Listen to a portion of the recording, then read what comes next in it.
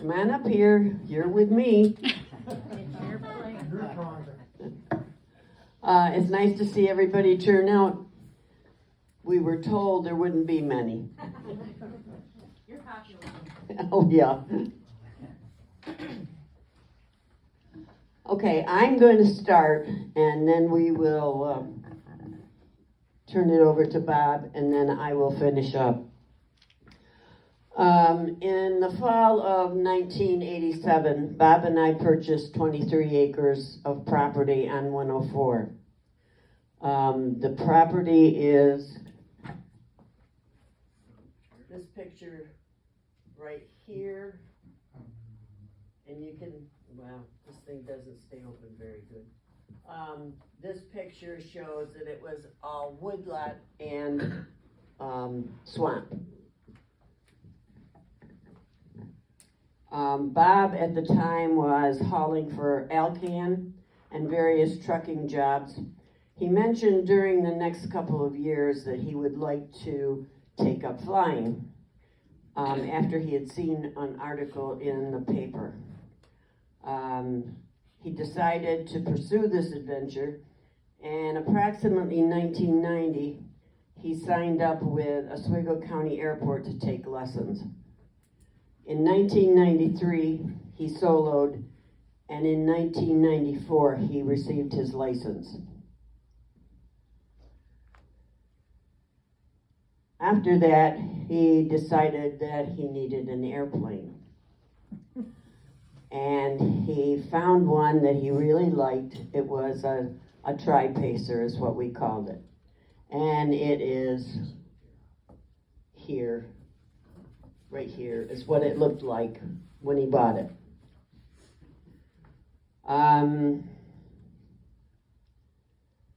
We flew a lot.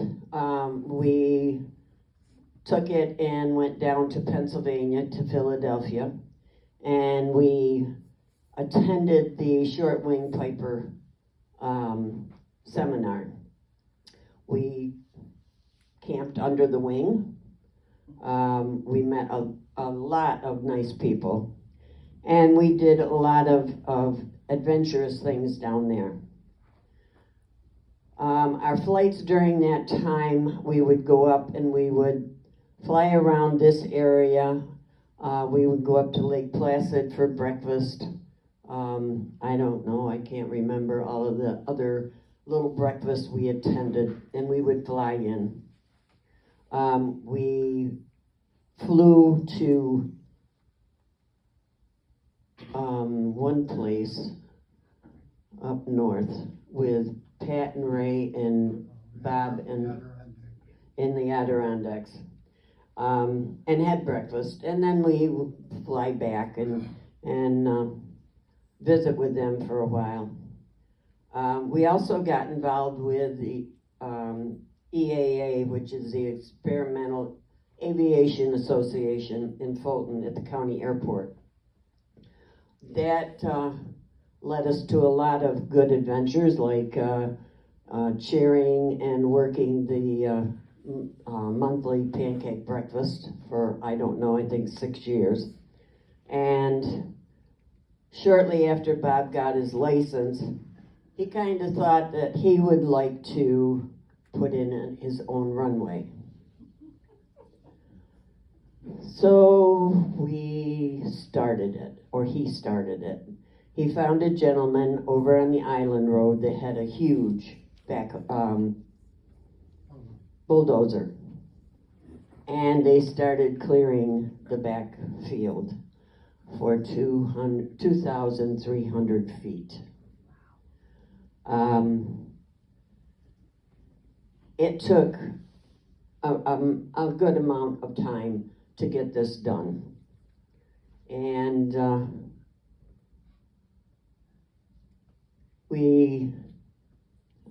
I'll give you a picture to pass around.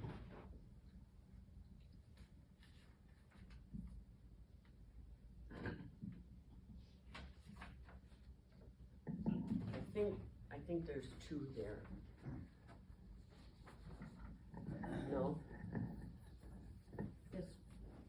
This Yep. Yeah, that's 104. That's 104 right there. This is the runway. This is the tree line. There is a tree line at the end of the runway that is the end of our property going that way. Behind that tree line is a sand lot. And you can, this is 104. Okay.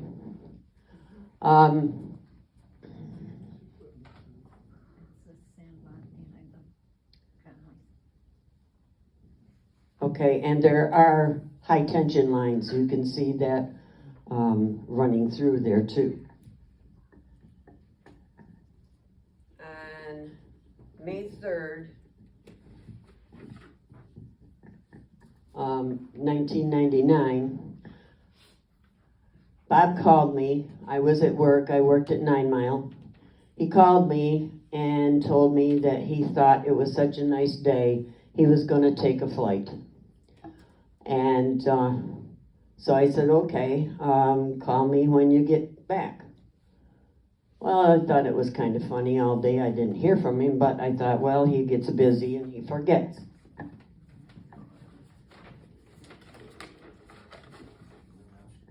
And I guess in that time, when he went up, he flew around the area and he decided that he would make a pass over the runway, which was not completed. So there was no way that he could land. And the pictures are up here. Now it's your turn.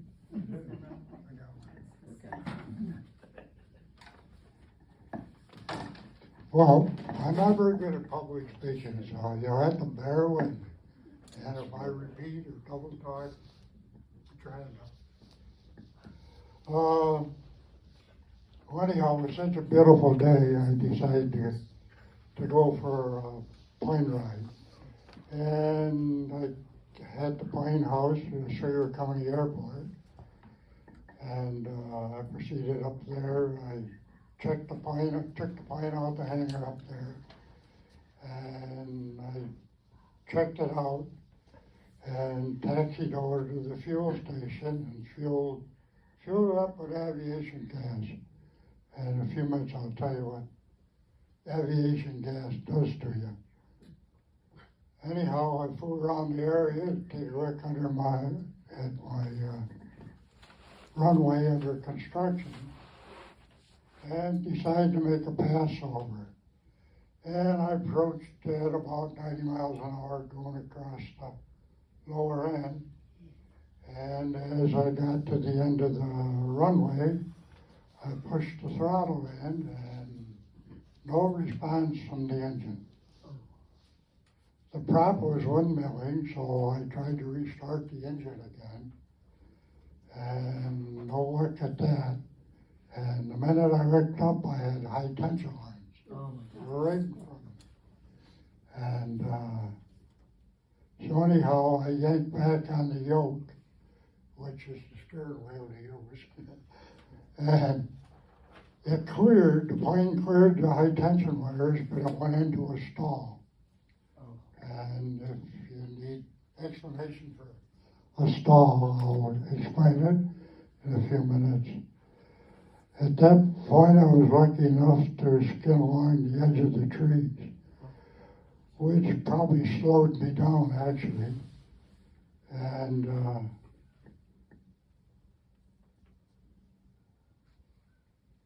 okay, I went into the stall, I went nose first, and I hit very hard. I remember the crash and the noise of it for about a year.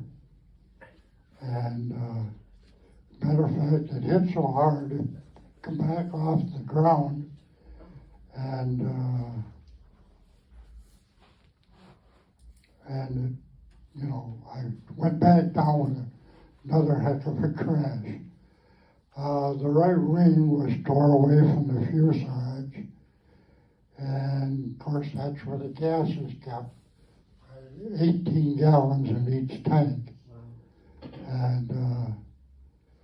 when she tore the wing loose, of course, the fuel lines are right there, and the whole, on one wing, the whole 18 gallons came in on top of me. Oh my gosh. And my biggest fear was burning to death. And I tried to get out of the plane, and I don't know what there is about the human body, but when I hit, I lost all strength. I had no strength whatsoever. And my biggest fear, as I say, was burning, and I tried to get away from the plane, and I had quite a struggle with that. I managed to slide over to the other seat because there's only one door in the airplane. And the only thing I could think of was let myself fall out.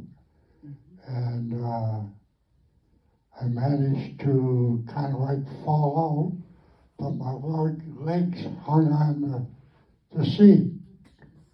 So here I was half and half. And finally, there was enough tag alders and brush around there, and I managed to get my arm around them to pull me away from the airplane. And I tried to crawl, but I couldn't hardly do anything. And I got to the front of the airplane, and that was about the end of it. And as I say, all that gas came in on top of me. And, I could see my left femur. I know I had broke that. I could see the difference in that. So, along with one broken leg.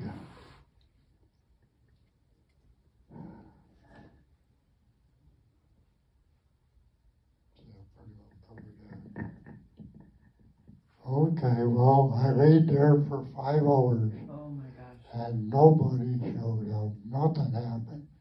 I didn't even have a black bear come and see me. So it was I was bleeding a little bit. I had blood on me, and I couldn't figure where that was coming from. Well, anyhow, when I crashed, my head must have turned a little. And I sliced, I don't know if we have an artery or vein on the bottom of the face. And that's where it was, just enough so I nicked it, and the blood was coming out there. And anyhow,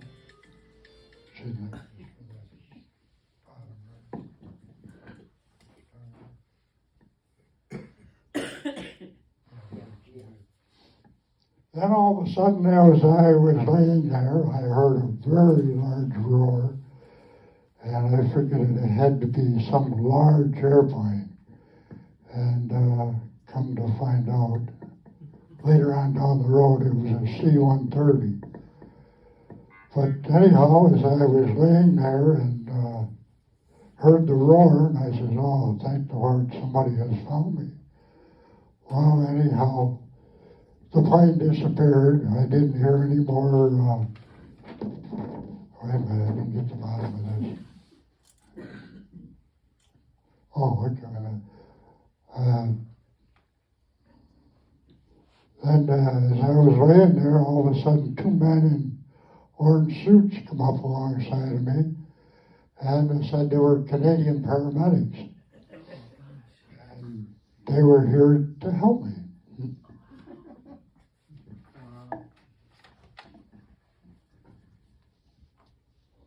Well, anyhow, most small airplanes have what they call an ELT. And what that is, it has a pendulum in it. And when you crash, of course it makes contact. And at that time, they were on 121.5 frequency. And Well, anyhow, where do we go here now? Okay, the Ohio Coast Guard picked up the signal off the Russian satellite. Oh my goodness. And somehow they made contact with the Sugar County Airport. And yeah, I know.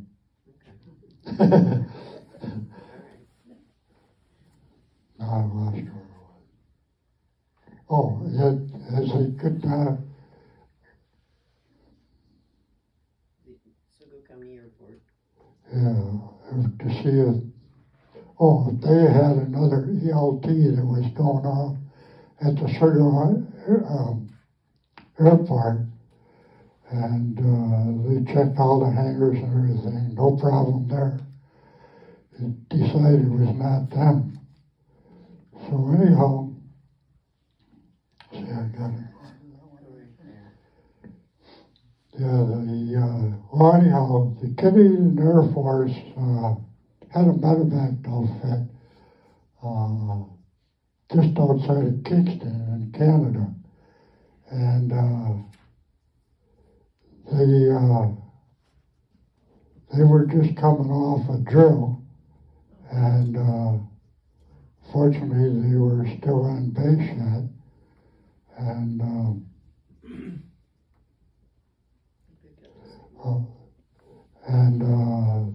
anyhow, they dispatched C-130 and a helicopter, and they decided to search. And they did find me. The original thought was that there was a boat in trouble on Lake Ontario. And if you get the signal from the ELT, they can follow the signal. And so anyhow, I had two paramedics come up alongside me in orange suits. And they were actually in orange suits. I wasn't lucky yet. And so anyhow, they had to follow through with their mission.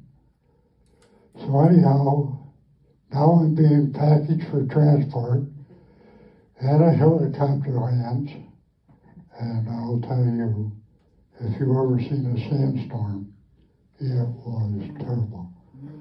I was just coated and everything, and the chopper did settle right down and parked. And so anyhow, they loaded me onto the chopper, and they locked me into some sort of a side of the thing, apparently, so that I would stay put. And I remember the guy just kept talking to me, and apparently he's fearful that I'd go into a shock. And so he talked all the way to me all that time from here to Syracuse.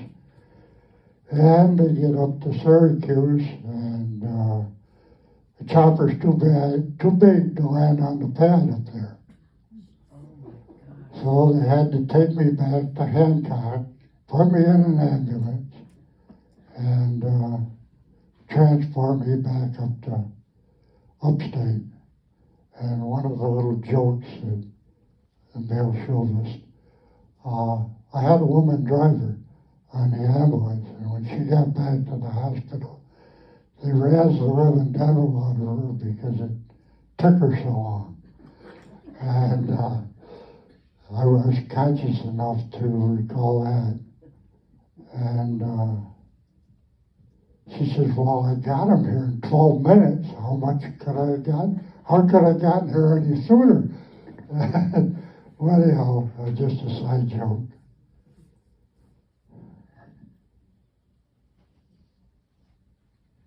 Oh, and then one of the things they finally got me inside, and they found out that I'd been bleeding for 5 hours, and I needed a transfusion.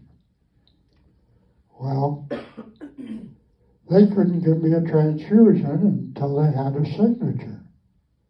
Well, Judy's coming from a Scriba and nobody there to sign it, so as you put that clipboard over my head, and so I'll sign it. Well, that's how I got my transfusion. And,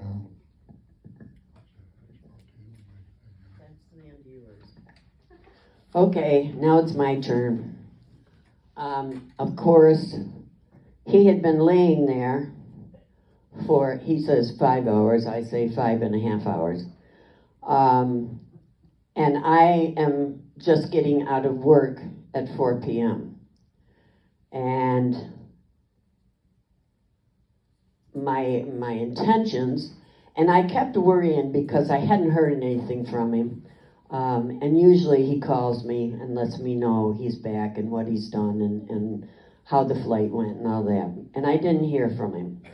But then a lot of times he gets involved in something else. So I let it go. And my intentions when I got out of work were to go down to Oswego and pick up prescriptions that we needed. But when I got to the end of the driveway, here in front of me is this big C-130 flying right towards me. And he is at treetop level. So I guess it kind of memorized me. And I kept thinking, what's he doing? Why is he coming here? The nuclear plant's going to have a royal fit.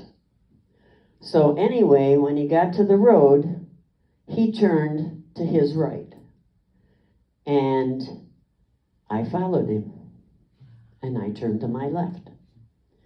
When I got down to the road that goes down to Lycoming, 29, he's right ahead of me, and I followed him, and I went through Lycoming, and I followed him all the way out to 104, and all of a sudden, he turns to my left, and I'm thinking, where the heck is he going? So I followed him, and he went to my house. So I pulled in the driveway, and I opened the garage door, drove in. The dog didn't greet me. I ran out to the barn. The motorcycle wasn't there. So I knew he wasn't home. I ran into the house. I'm yelling, and he's not answering. So I'm listening. All of a sudden, I hear on the scanner that they need a tail number. And I thought, oh my God. So I called the state troopers, and the gentleman says, can I help you? And I said, no, I can help you. I said, here's the tail number for that plane you have down in Scriba. And he said, how do you know? And I said, it's my husband. So he said, I will call you right back. He called me back, and he said, and I'm hearing all their conversation. And he says, we will have a car come out to pick you up. I said, I don't need a car. He said, well, you don't know where they'd taken him. I said, I most certainly do. He is on his way to upstate. I called Bill, our son, and I said, we need to go to the hospital. Your father has gone down with a plane. Also, when I pulled in the driveway, I saw this C-130 drop a package behind the tree line.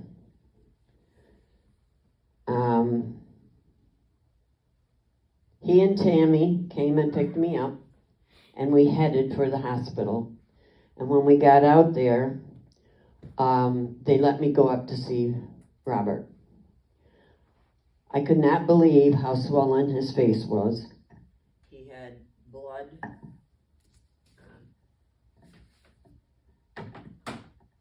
Cuts. Sand like you would not believe. All over him.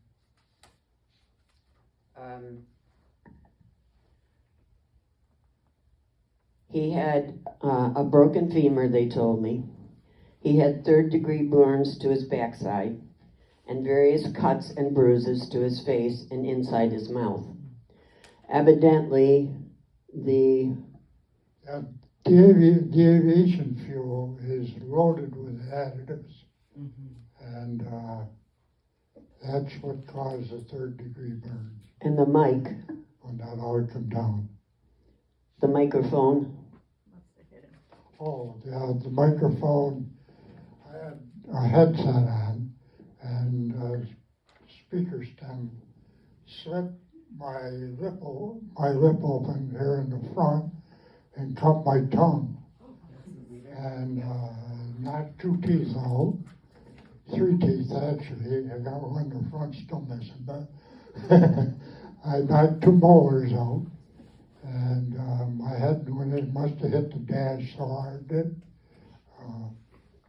all these things transpired. They did stitching. He had cut his lip down through here, and they took him over and they were going to do stitch that up, and they allowed me to stay there and watch. So I did, and they stitched, the internist stitched right down through here, and he stood back and he looked at it and he said, "What do you think?" And I said, "Looks good to me." And he said, "No, that's not right." Pulled all the stitches out and redid it. He said, "It has to line up." He said, "That pink has to line up." And it doesn't. So anyway, he did that. And by the time he got done, he couldn't change his mind again because they called from upstairs, wanted him up in x-rays because they were worried that he might have punctured his aorta. And they wanted to make sure that everything was all right and he wasn't bleeding internally. That proved to be not a fact. Everything was okay. After they got him settled, I talked to the family and we decided to head home. Bill and I, that evening or afternoon, I can't remember, we walked out to the accident scene, and Bill attempted to take out some of the radios and things someone might take overnight and were easy for him to remove. The FAA and Tom Wilbur came the next morning to inspect the wreck, and they wanted us to leave it there. This is out in the sand lot, half a mile from the house. Anybody can get in there. I said, no. I said, it's not staying out here. I said, I will have somebody come and get it and take it up to the house. So the FAA agreed and said, if I agreed that Tom Wilbur would stay there and supervise the dismantling of the wings and how we put it on the hay wagon and all of that, they would allow it to go to the house. So I got on the phone and I called Tony Yablonsky, a very good friend of mine, and I said, can you come with one of your hay wagons and go out and back in the sand lot and pick up the plane and bring it up to the house? And he said, yes, I'll be right over. So he came over, and Bill, Tom Wilbur, Tony Yablonsky, do you remember who else was there? 4 or 5 of my friends. Yeah, Bill's friends. And they worked and took the plane apart, and put it on the wagon. It's here. And took it up to the house.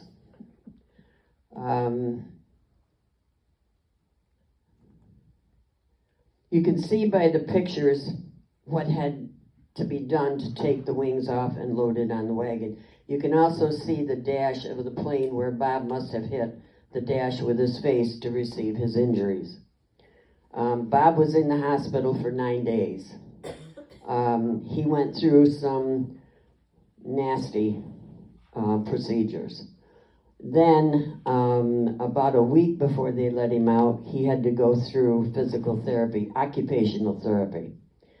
He did that, and I have also, in all the pictures and everything, I've included the newspaper article from the Pal Times about this daring rescue. There is nothing in there that is true. I did not read this article until just the other day, and I could not believe what it said. As you can see, he's in great shape for 87 years old. He did not fly for about a year. Then he decided he wanted to get back into it, so he called one of his friends and said, "Will you go up with me?" And they went for a flight, and the next thing I knew, he was buying another plane. Then he decided he didn't like that plane, so he sold it, and he bought another plane. And the two planes are here. This picture is the banana copter, I call it. It has the two propellers, whatever they call them. I could see when they landed in the sand lot, there was sand that was, I would say, 20 foot high that came over the top of the trees. And so I knew that they had gotten to him. These are what the runway looked like at the time. This is his last plane. This is the one I think he liked the best. After he lost the one he liked the best. And I guess we have a letter here from the people the paramedics that picked him up, that they sent afterwards. That's it, I guess. We're here. Thank you so much. Anybody have any questions before they sit Any down? questions? Yes, Well, I'm a pilot too, and you ask him then. I have my own plane, but you leave me on the edge of my seat and what the cause was, and I'm gonna guess, since it's a carbureted plane, in explaining to you and flying, as you know, in a carbureted plane, you have two things. You have your throttle and you have the air mixture. Was that something to do with it? You have to adjust the air mixture. No, and it causes that stall didn't out. have that feature in it, but it can, at 90 degrees, you can ice up. Are you aware of that? No, I want. Yeah, So, you had carb ice. I've had You a had carburetor ice? carburetor ice, yeah. Yeah, sure. When they have And carburetor. they tore it all down, Uh-huh. and under Tom's supervision. And they took the engine apart, they stripped it right down, and they could find no problem. So What time of year was this? in May, last Was it May, 1999. but it was a 90-degree day too. Wow. Yeah. Oh my gosh. So they didn't come up with a cause? Yes, they came up with their cause. And that Yeah. was ice And Fuel. that was lack of fuel. Yeah, Lack of fuel. The FAA wrote me up for lack of fuel. But you had fuel. I had both tanks full, 18 gallons on each side. Of course, one come in on top of me. And if you're wondering where the third-degree burns come from, all the additives that's in airplane fuel, it's still 100 octane that you can run in your car. But all those additives just burn you. And it all come in on top of me, and I'm soaked. And the FAA did they suspend your flying for a period of time? Never done a thing about it, I know. fortunately. Well, you went on to do it successfully in Yeah. 2 other planes, too? You They just said fuel exhaustion, and well, they say with small airplanes they don't have the knowledge that they do for the big commercial airplanes, and I suppose they're there, they gotta write it up or something. Politics, I guess. Judy, Yes, how did they know to come to 9 Mile to get you? And how'd that all come? I have no idea. I have no idea. It was just like somebody knew. It was a fate. It was fate. Because I would not have gone home at that time. I would not have known anything for probably another hour or so. Yes, Lee? Did you ever finish and use the runway? Oh, yes, yes. I still mow it. I don't know why, but I do. Yeah, he mows it every week. Somebody could come in there if they wanted to, no Yes, problem. yeah. Data. Did Johnny B ever use it? No. No, but an ultralight did come in and land there. Now that's behind, The barn. yeah, but I mean, the sand bed, is that behind, over on our road? Doesn't, Not quite to your road. Right about in the middle, in the middle, Yeah. between 104 and Airport Road. yeah. Where is the picture of the? Right here. Oh. Got back here. Oh, you're all right. Because there's the sand bed there behind Conley's house. This is our, well, I call it our sand bed, Yeah, but there's a lot of woods past that before it gets over your way. okay. I was just trying to locate. Yeah. It's pretty rough country down in there before it gets over to you, yeah. He went here, he lifted over the power lines, and when he went down, he scraped those trees. I see. and went down there. So, Route 29 is over here. Over here. Oh, This is 104. right, Yeah. okay. And this is the high tension line. Oh, there's what I think. Yeah, this is the one. How many hours did you have when this happened, and how many hours did you finally finish in your flying career with? Oh, I really can't answer it. I probably had, 300 hours or so. And does everybody understand what a stall is? They probably don't. Anybody know what a stall is? Engine cord. The engine cuts out. Bruce says the Well- engine cuts out. Not really. If you ever look at an airplane wing, the top part is curved and the bottom part is flat. And the air, as you're in flight, the air is passing over the top and the bottom. But the top, it takes longer because of the curve in the top of the wing. So that gives you lift. What makes an airplane fly is lift. You gotta have lift. And as I say, it takes longer for the air to get on the top because it's gotta go past the curve. The bottom is flat. So that makes negative pressure on top, positive pressure on the bottom for your lift. And if you bring a plane up too far, there's no air going over the wing. So because the motor and everything's in the front, you just go like this. And probably as it read in the paper, a plane is stalled. Well, that's what happened. The plane lost lift, either the pilot pulled too high or engine quit, which happened to me. And as I went down, I went through the trees. I don't know. Bill said I hit a few trees.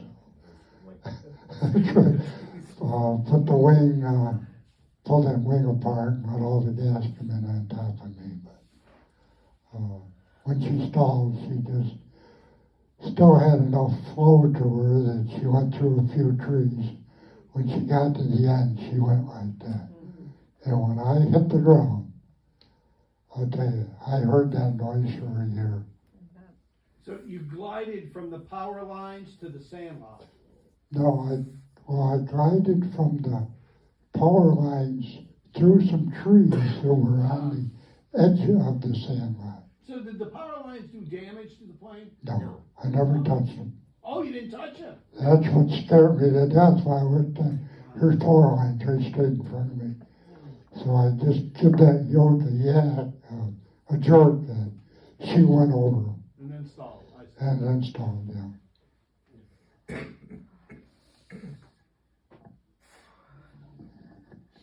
Anybody else? Question? Oh, and then the other thing was, just the other day, we were talking about this and planning, and he says, when I got out of the plane, he says, I thought, well, nobody's gonna know I'm here. Maybe I can crawl to the house. No way. I started crawling, I got to the front of the airplane, and that was it. I had no muscle. I was completely, I don't know which one was it. Zapped. Sapped, yeah. It just took everything out of me. And I know a friend of ours, the Bullard, I don't know if you ever remember the Bullards that crashed. And they said that's the way the pilot his friend's brother. And they all flew all the Bullards. And he said that's the way his brother was. It just sapped him. Yep. He was just. No strength, no strength. Any other questions? Thank you. Feel free to come up and look at the pictures. Excuse me, before you finish, could I add a little twist to your story that you might not know? Have a what? A A little twist to your story that you might not realize. My name's Jim Miner. I grew up right. yes. Give him a Right down. microphone. I don't need the microphone. So I grew up right down the road from you guys, Don Miner's son. Oh. The day that happened, I remember quite well. I came home and my dog had broke the run in the backyard, and I was fixing the run, and when that C-130 flew over my house, it was flying east to west. And it startled me because when I heard it, I turned, and literally it was probably 200 foot at the most. Mm-hmm. I could clearly see the pilot and co-pilot. This plane was camouflage. It had no markings on it. And my son, my daughter Ashley, and my son's friend Brandon Henderson were out in the yard. This plane went over us, and I'm like, what's going on? And my thought was, are we being invaded or something? Well, it made like 4 passes at that height. Then its last pass, it was maybe double the height. I don't know how many feet, I'm guessing 400 at the most. It flew over again, and this time all the lights were on the wings, and the back of the plane was open. It was flying east to west, and when it went over my trailer, we could see the 2 guys in orange jumpsuits, one on each side. They were holding on, and they had their parachute in the other hand, and the other guy was reversed. So now the plane is high enough, I could see it make the loop, and when they jumped out, I could see them, and I said, whatever's going on, it's in the sandlot. I grew up there. I know every inch of them woods. I go, come on, kids. My daughter, my son Dave, and Brandon Henderson and I ran kitty corner through the woods right to the sand lot, right up to your plane crash, right up to the paramedics working on you, and we stood there 20 feet away the whole time. The helicopter came, and when you say dust storm, we're 100 foot away from that helicopter, and we were covered with dust. We're like this and covering your eyes. It was crazy, but I heard about you guys doing this, and we were there, and it was incredible. I've never to this day seen anything like it. Why that sand didn't plug the filters on that chopper? It's, you know, when people see in a movie a helicopter landing in the sand and you see that dust, it looks incredible how much dust there is. When you're 100 foot away from that helicopter, it's like you're inside a sandblast. Yeah. It is just a crazy amount. Besides, that was my first chopper ride. Was it? Like I said, you probably should have tried a different approach. Yeah. But I just wanted to add that. Thank you. Appreciate A lot of it. people don't Well, know God that. was your father, huh? Yeah. Got real well. Yeah. So I just wanted to throw that in. Like I say, my daughter Ashley was there that day, and my son and Brandon Henderson. Our son told us the same So. story. What's that? Our son told us the same story. Really? Yeah.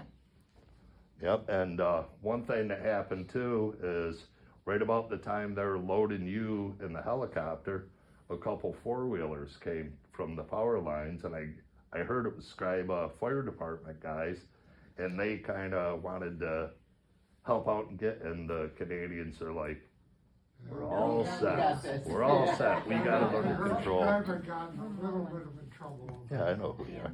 Yeah, They tried to take over. the yeah, I know who you are. He told us the same And story. they said, you just what said. was it? They Really? said- Canadian The guys with paramedics the told orange them we were suits sent jump. here when the. Well, thunder it was rolled funny up because and I ran drove. out there and we had no Control idea the it was a situation. plane crash. And it's funny, when I heard about this and I was repeating the story, people are like, you took your little kids to a plane crash?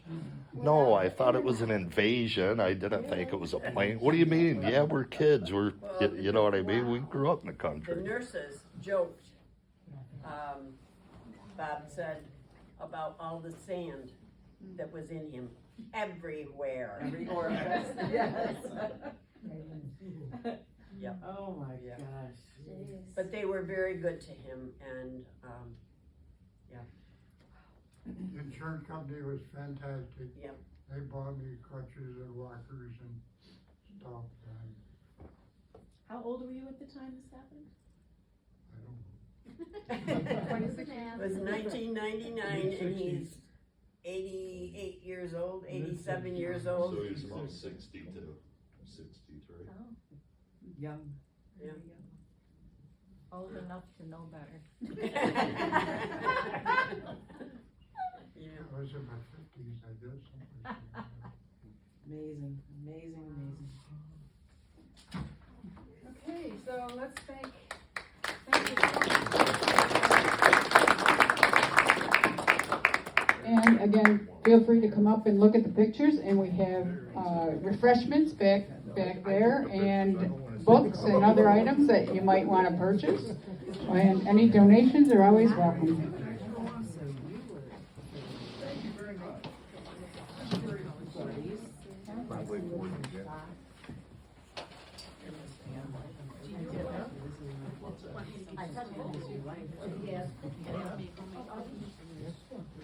Yeah, that was.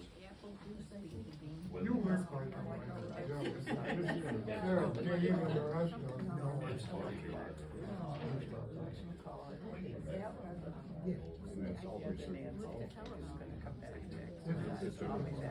Vibrating the ground, didn't it? No, it was so low that the roar was just almost deafening.